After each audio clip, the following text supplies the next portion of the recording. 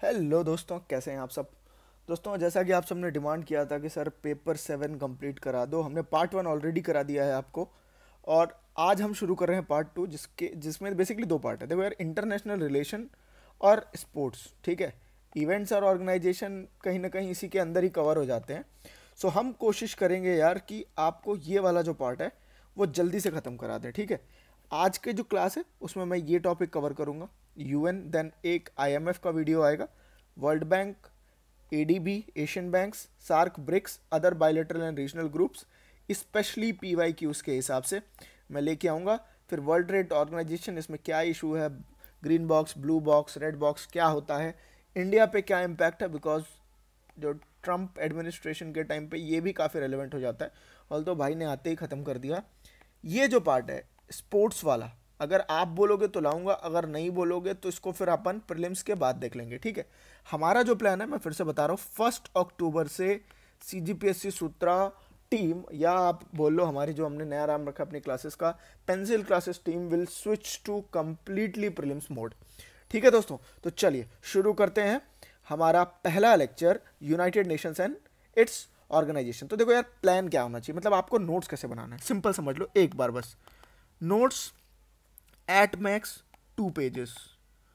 2 pages का मतलब ये, अगर एक A4 साइज का पेज है तो एक फ्रंट साइड और एक बैक साइड, 2 पेजेस बस, उससे ज़्यादा नहीं। कैसे लिखना है, एकदम शॉर्ट में। अब चूंकि मुझे आपको समझाना है, मैं थोड़ा डिटेल में लेके आया हूँ। आप इसमें सिर्फ लिखोगे कीवर्ड्स, कुछ इंपॉर्टेंट डेट्स एंड फैक्ट्स। कोशिश करोगे आप फ्लो चार्ट बनाओ छोटे छोटे, एंड इसमें एक पेज एक्स्ट्रा ब्लैंक छोड़ देंगे जिसमें हम बाद में अपडेट्स करेंगे, ठीक है। सो आपके नोट्स अभी 2 पेज के बनेंगे, प्लस 1 पेज रहेगा which will be for updating before the mains.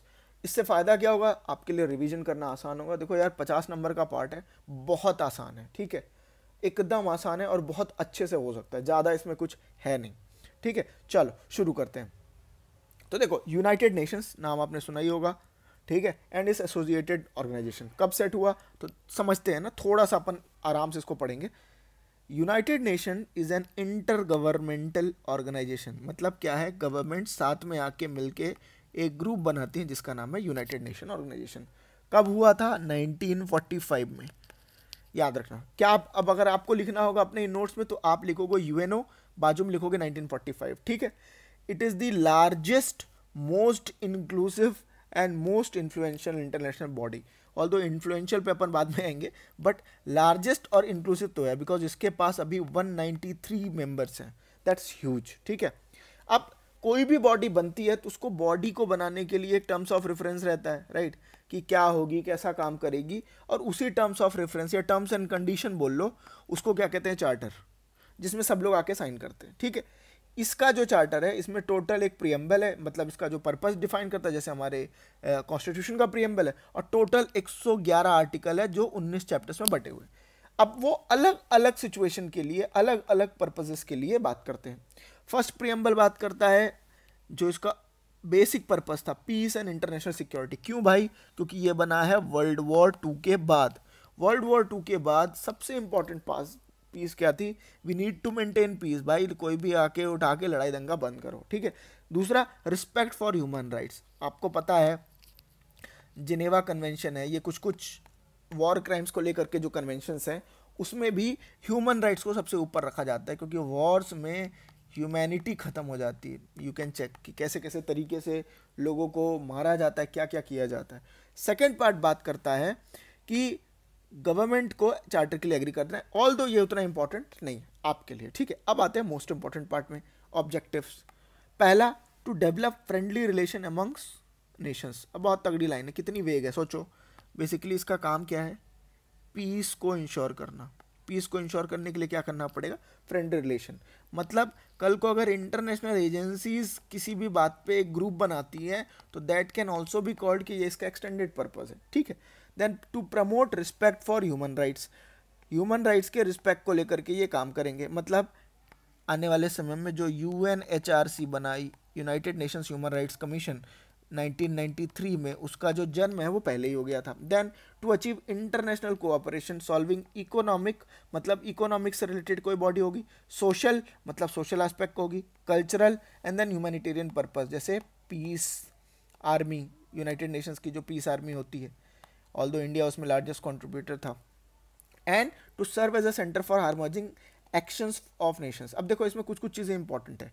Basically अगर मान लो किसी जगह वॉर हुआ है, राइट, वॉर में जाके पहला सपोर्ट देने का काम क्या है, यूनाइटेड नेशंस का।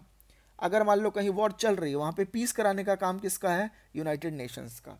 अगर नॉर्मल कोर्स में जब लड़ाई दंगा नहीं हो रहा है तो इकोनॉमिक, सोशल, कल्चरल, ह्यूमैनिटेरियन, इन सारी चीज़ों को एस्पेक्ट को डेवलप करने का पर्पस किसका है, अगेन यूनाइटेड नेशंस का। तो इसका पर्पस वॉर के टाइम पे अलग हो जाता है, अगर किसी दो नेशंस के बीच कॉन्फ्लिक्ट है तो अलग हो जाता है, ह्यूमन राइट वायलेशन को लेकर के किसी देश के अंदर चलता है तो उसका पर्पस अलग हो जाता है, ठीक है।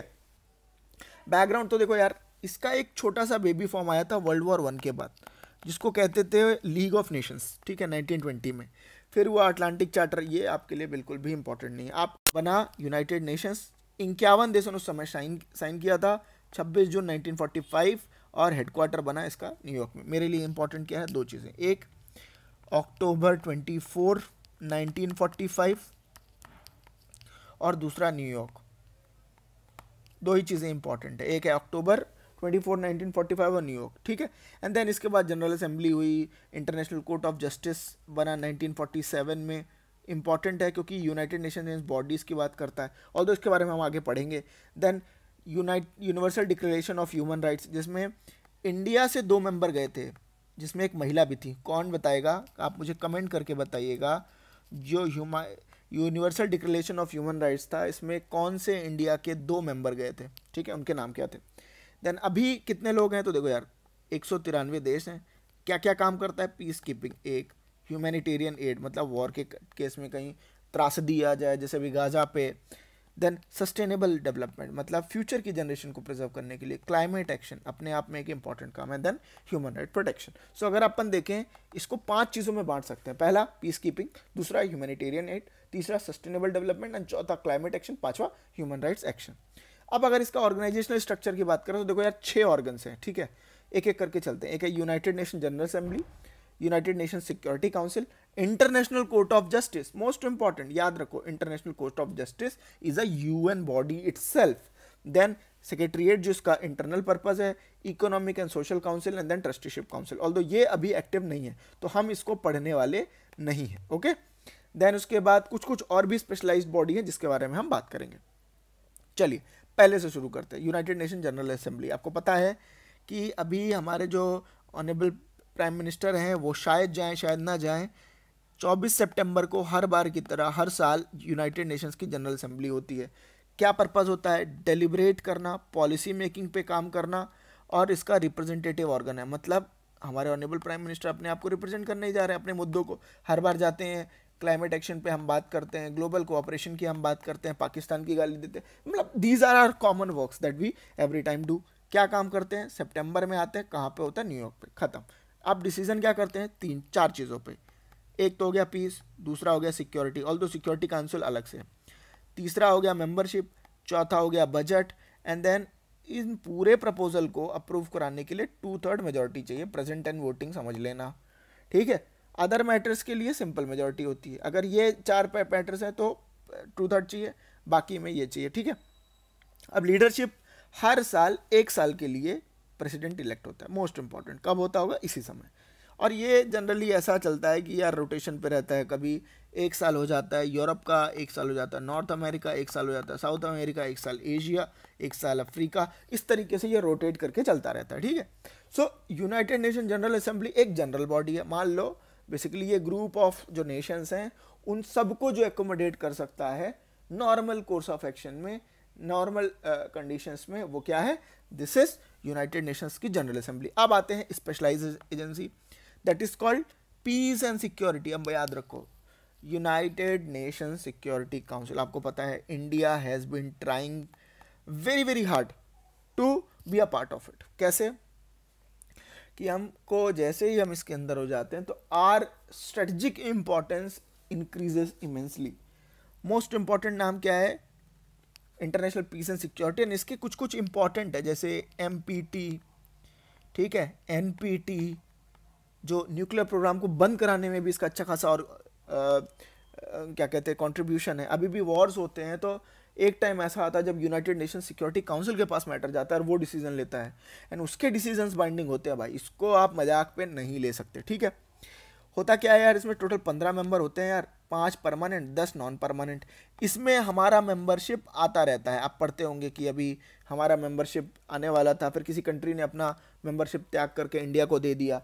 एंड देर आर P5 में कौन कौन से नेशंस हैं? तो देखो US, UK, France, Russia, China, these are the 5 nations. इनको कहते हैं P5। Although India should be there. Bharat माता की जय हो, ठीक है। फंक्शन क्या है यार? एक और चीज याद रखना, यहाँ पे वीटो बहुत खतरनाक है, right. Veto power is there. Veto का मतलब क्या है कि कोई भी एक नेशन अगर डिफर करता है किसी एक मैटर पे तो that decision will not go through, that decision will not be taken, okay. काम क्या है भैया? Determines threat two pieces. जैसे मैंने आपको बताया नॉन प्रोलिफरेशन ट्रीटी, या आपको किसी को भी न्यूक्लियर न्यूक्स बनाने का परमिशन नहीं, हम सबको धीरे धीरे कम करना है, डिटरेंस ट्रीटी जो थी।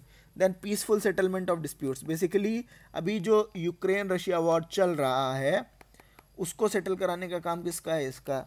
अभी जो इजराइल का कतर पे अटैक हुआ उसको सेटल कराने का काम किसका है? पीस काउंसिल का। सो यू कैन अंडरस्टैंड कि कितनी इफेक्टिव बॉडी है, right. Then can impose sanction and authorise use of force. आजकल तो सैंक्शंस कोई भी देश लगा देता है भाई, बोलता है मैं लगाऊंगा, मेरे अलावा किसी की जरूरत नहीं है। सो यू कैन अंडरस्टैंड कि ये कितनी ज़्यादा इस समय पे मोनोपोली के हिसाब से चल रही है, अपने ओरिजिनल फंक्शन से डेविएट हो रही है। ऑब्वियसली डेली प्रोग्राम कर सकती है, इसके कई सारे और भी काम हैं। मोटा मोटी इसका जो काम है that is to determine threat to peace और एक्ट्स ऑफ एग्रेशन। अगर कोई भी होता है they can take a call, even military actions, and its decisions are final. दोस्त याद रखना, डिसीजन जो होते हैं इसके अबाइडिंग होते हैं नेशंस पे, अदरवाइज इनको पावर है, they can do some tweaking, okay. चलो अगला इंटरनेशनल कोर्ट ऑफ जस्टिस। अब इंपॉर्टेंट ये है यार, अच्छा इसका कोई हेडक्वार्टर नहीं है ना, याद रखना, ये बॉडी है जो आके बैठती रहती है, it is a council. General assembly का हेडक्वार्टर जनरली न्यूयॉर्क में ही है। एंड देन आता है इंटरनेशनल कोर्ट ऑफ जस्टिस जिसका हेडक्वार्टर है हेग में, ठीक है। अब हेग क्या है? जस्टिस देने का काम है। अब जस्टिस किस मैटर्स में? Legal dispute. अब जैसे आपको पता होगा हम लोग सुप्रीम कोर्ट का पढ़ते हैं ना, original jurisdiction, appellate jurisdiction, somehow something like that only. इसी तरीके से है कि legal dispute between states. States का मतलब country versus country, with in a country, या कोई वॉर क्राइम, किसी भी केस में ये मैटर आएगा, ठीक है। एंड देन ऑब्वियसली यूएन को ये एडवाइस देता है कुछ कुछ मैटर्स में। फिर आते हैं सेक्रेटरीट। ये क्या होता है? ये बैक एंड में काम करता है ये बहुत पावरफुल, लेकिन ये काम किसी को दिखाई नहीं देता। इस बेसिकली यूएन में जो हो रहा है उसका बैक एंड का काम संभालने का काम करता है सेक्रेटरीट। और इसका सेक्रेटरी जनरल जो है he is the chief administrative officer. Generally इसको जनरल जो कहते हैं जनरल असेंबली अपॉइंट करती है, एंड इनकी बात का वेट होता है। कौन मुझे बताएगा who is the present security UN के सेक्रेटरी जनरल है? Who is the present secretary general, ठीक है। देन इनका काम होता है पीपल फॉर ऑल पीपल, मतलब ये किसी एक को फेवर नहीं कर सकते, ठीक है। देन उसके बाद इनका काम है UN personnel have sacrifice their life for the peace of purposes. मतलब कई बार हुआ है कि पीस मिशन पे भेजने के लिए कितनी फोर्स लगेगी, कितने लोग चाहिए, ये जो सारा काम है दोस्त, ये किसका काम है? इन्हीं सेक्रेटरीट का काम है। एंड देन सिक्योरिटी जनरल के एजीज में ये काम होता है, ओके। फिर उसके बाद हम बात करेंगे इकोनॉमिक एंड सिक्योरिटी काउंसिल की, सोशल काउंसिल की। अब याद रखो, फिर से वापस आता हूँ मैं, क्या क्या पर्पस थे? 5 पर्पस थे। पीस कीपिंग पहला, humanitarian aid, sustainable development, climate action and human rights. इन सब के लिए अलग अलग बॉडी है। एंड जब मैं ये चारों बात कर रहा था, जो ऑब्जेक्टिव्स थे इसको बनाने का, जो पर्पस था, that was social, cultural, economic और ह्यूमैनिटेरियन प्रॉब्लम को सॉल्व करना। एंड समहाउ ये जो बॉडी है इकोनॉमिक एंड सोशल काउंसिल, इसका पर्पस भी यही है। ज़्यादातर इसके बाद कई सारी बॉडी बन गई जैसे UNEP है, ठीक है, जो इसके काम को, देन यूनेस्को है जो इसके काम को बांट चुकी है, ठीक है। आपके लिए उतना इम्पोर्टेंट नहीं है but you can take it forward. चलो अब आते हैं specialised agency, food and agricultural organisation जिसका काम है फूड सेफ्टी, एग्रीकल्चरल प्रोडक्टिविटी को इंश्योर करना। Then international fund for agricultural development, same जो पुअर नेशंस हैं उनको सपोर्ट प्रोवाइड करना। देन इंटरनेशनल मॉनेटरी फंड, अब इसको लेकर के मैं डिटेल्ड एक वीडियो लेके आऊँगा जो कि मेरा नेक्स्ट वीडियो होगा, you can expect within a day और 2। Then United Nations health organisation, इसको लेकर के भी मैं एक छोटा सा वीडियो बनाऊंगा। एंड वर्ल्ड बैंक को लेकर के मैं एक छोटा सा वीडियो बनाऊंगा। अब आते हैं फंड्स एंड प्रोग्राम्स। अब देखो यूनाइटेड नेशंस का अपना ऑब्जेक्टिव है, उन ऑब्जेक्टिव को पूरा करने के लिए ये कुछ प्रोजेक्ट्स चलाते हैं। जैसे अब मुझे पूरे विश्व को बनाना है मलेरिया फ्री। अब मलेरिया फ्री बनाने के लिए क्या करना पड़ेगा, मुझे कुछ कुछ प्रोग्राम चलाने पड़ेंगे। जैसे हमारे देश में क्या चल रहा है, आयुष्मान भारत, वैसे ही यहाँ पे UNDP चलता है, यूनाइटेड नेशंस डेवलपमेंट प्रोग्राम, जिसका पर्पज़ ही यही है कि यार मुझे नेशंस को पुअर की कैटेगरी से ला करके नॉर्मल करना है। ये इसका ओरिजिनल पर्पज़ है, करती है कि नहीं that's a different challenge. Then United Nations environmental programme, आपको पता है इसकी अपनी स्पेशलाइज रिपोर्ट्स आती हैं, ये एनालाइज करती है कि देश हमारे क्लाइमेट एक्शन को लेके क्या कर रहे हैं, राइट, उनको लेकर के कैसे काम होना चाहिए। और फिर UNEP, UNFCCC, ये जो 3-4 बॉडीज़ हैं ये आगे चल के काम करती हैं। देन यूनिसेफ है जो चाइल्ड राइट्स को लेकर के काफ़ी ज़्यादा वोकल रहते हैं, अलग अलग जगह पे आपने इनकी स्कीम्स देखे होंगे, राइट, एंड ये उन चीज़ों को आगे बढ़ाने का काम करती हैं। फिर उसके बाद आता है UN habitat, human settlement rights, इसके बाद UNHRC भी है एंड कई सारे बॉडीज़ हैं। दोस्तों एक और चीज़ मैं आपको बताना चाह रहा हूँ कि यार कुछ कुछ केसेस में मैंने PYQs देखे हैं, मेरे इस लेक्चर से there will be some part which may not be covered, right. So wait for my supplementary video. मैं अभी ये जो वीडियो बना रहा हूँ ये इस सेंस से बना रहा हूँ कि आप एक बेसिक नॉलेज बना लोगे। एडवांस्ड जो वीडियो होगा that will deal with PYQs and how to tackle any question smartly, कि आपका कोई भी मार्क्स कटे नहीं, ओके। देन कुछ कुछ और भी ऑर्गेनाइजेशंस हैं, WTO, international atomic energy association, UPCW, not so important, आपके लिए उतने ज़्यादा ये इंपॉर्टेंट नहीं है। Similarly UNSCR, AIDS, not so important. अब आते हैं मुद्दे पे, ठीक है। अभी क्या चल रहा है भाई, प्रेजेंट कंपोजिशन में टोटल 193 मेंबर स्टेट्स हैं। साउथ सूडान हमारा लेटेस्ट है। पैलेस्टीन को लेकर के बार बार बात चल रही है कि इसको रिकॉग्नाइज करना है कि नहीं करना है। कुछ कुछ और नेशंस हैं जो अपना खुद का रिकॉग्निशन चाहते हैं, जैसे जो बलूचिस्तान वाली आर्मी है देवर के मुझे अपना एक नेशंस का रिकॉग्निशन दिया जाए।